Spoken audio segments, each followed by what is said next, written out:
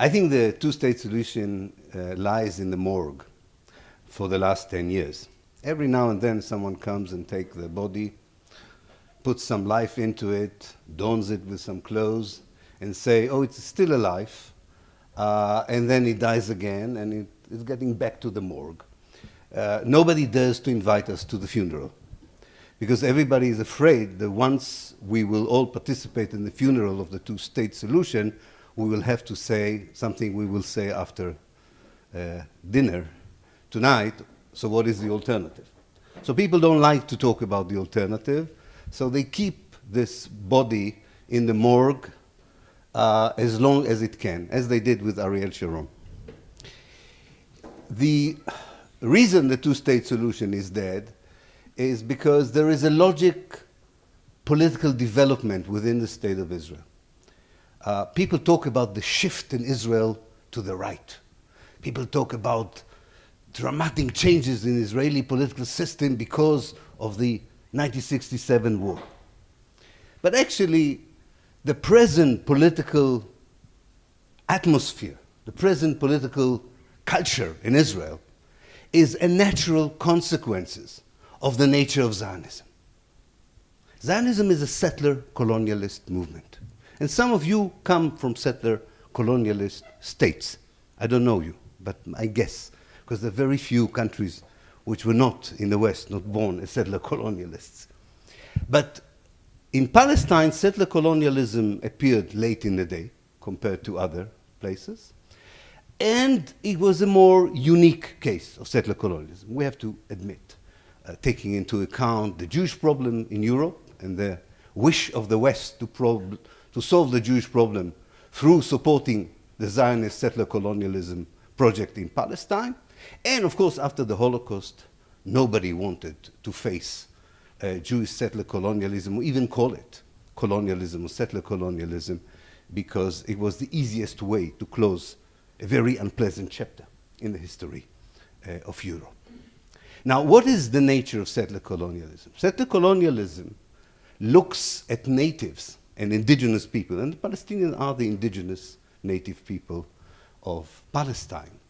They look at them as an obstacle for creating a safe homeland for the settlers. Look at the partition plan in 1947 that was mentioned here. In 1947, the Jews were 1/3 of the population. Most of them came 3 years before. Most of them, not all of them, but most of them. It was the only place in the world where the United Nations could come and say to the native indigenous people, you should partition your homeland and give almost 50% to a group of settlers who came 3 years before. It was never offered in any other place in the world. Definitely not in the political atmosphere we had after the Second World War. The part that the world played in legitimizing the colonization of Palestine and the ethnic cleansing of Palestine in 1948 is very important.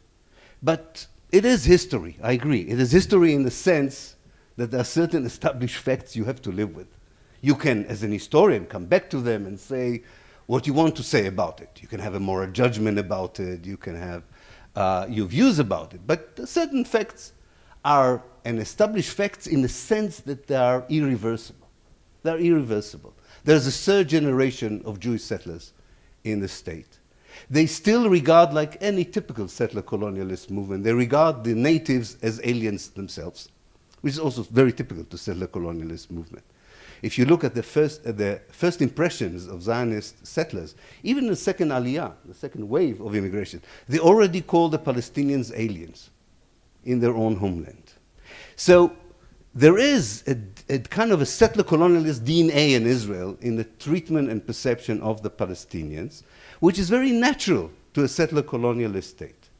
Now, settler colonialist state is also a modern state and has to adapt to changes circumstances. And definitely the means by which you substantiate or you solidify your control over the land change over time, definitely. And one of the best means from a pragmatic point of view for a settler colonialist state to survive is to offer partition, for instance. if you don't have the capacity to control all the coveted land, if you insist of also being a democratic settler colonialist state, namely you want really to show that the majority determines the policy, you have to make sure that the natives are always a minority within the electorate. Israel made sure that for the first elections in 1949, 1 million Palestinians who were supposed to be part of the Jewish state would not be there at the day of the election, by expelling them and by not allowing those who left to return. So this notion that I can be both a settler colonialist state, namely a Jewish state, and a democratic state is the main consensual approach of all the Zionist parties. They have tactical disagreements of how to achieve it. Now, in 1967 created, and I don't getting into the question why did the 1967 war erupt. We can talk about it later. But it's very clear that 1967 created both an opportunity and a conundrum to the settler state. It had all the coveted land under its power because of the circumstances that the war created. But after expelling 1 million Palestinians, it incorporated another 1.5 million Palestinians. And that this balance between demography and geography, within the number of people and then the space or the amount of square kilometers, is all the main preoccupation of Zionist parties in Israel. How can you have the land without the people? Now, sometimes you can have the land without the people by kicking the people out. Sometimes you can have the land without the people by not allowing the people to move out, as they do now in the West Bank. You don't allow them to move out of the villages. You tell the people of Jerusalem who lived in neighborhoods for years that their neighborhoods are actually West Bank villages. The Zionist mind is quite genius when it comes to solving the conundrum, I want to have Palestine, but I don't want to have the Palestinians in it. From my perception, from an Israeli consensual perception, the two-state solution is a tactical solution to the problem of how to have the land without having the people. And this is why I think it's true that from the Israeli perspective, Oslo was not about the two-state solution. Oslo was about autonomy, was about creating Bantustans for the Palestinians, because then you can have those parts of the West Bank which you want, but you don't have to give citizenship to the Palestinians, and they can, maybe they will be happy in these Bantustans, maybe they will be happy in those enclaves, but it turned out that they were not happy in those enclaves.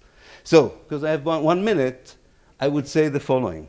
If after 50 years of support of the most powerful international actors, after the support of the United Nations for 50 years for the same solution, if, just from a commonsensical point of view, if not only this international consensus, that this international support did not create, not only did it not create a two-state solution, it made the situation far worse on the ground, it is really time to think about a new solution. But probably as long as nobody admits that there is a morgue and a body, and there's no funeral, and there's no closure for the tragedy of the death of the two-state solution, we will never have a genuine discussion of the alternatives.